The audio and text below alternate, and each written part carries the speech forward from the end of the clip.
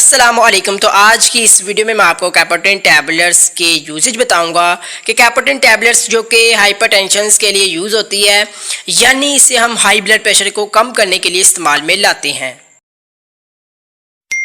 Heart attack के लिए भी हम इसे यूज़ करते हैं और किडनी में प्रॉब्लम हो तब भी हम इसी कैपोटेन टैबलेट्स को इस्तेमाल में लाते हैं।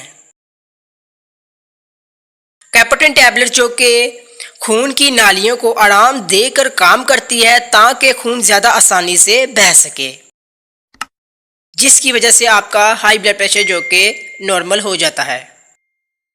तो वीवर्स, आज की इस वीडियो में मैंने आपको कैपोटेन टैबलेट्स के यूजेज बता दिए हैं।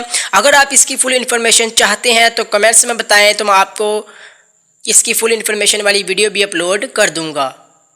तो अगर आपको ये वीडियो अच्छी लगे तो वीडियो को लाइक करें, कमेंट्स में ज़रूर बताएं और मेडिकल इन्फॉर्मेशन चैनल को सब्सक्राइब करें और बेल आइकन को लाजमी प्रेस करें ताकि आपको इसकी न्यू वीडियो बखूबी आसानी से मिल सके। तो मिलेंगे नेक्स्ट वीडियो में न्यू मेडिसिन के साथ। तब तक के लिए मुझे इजाज़त दें। अल्लाह हाफिज़।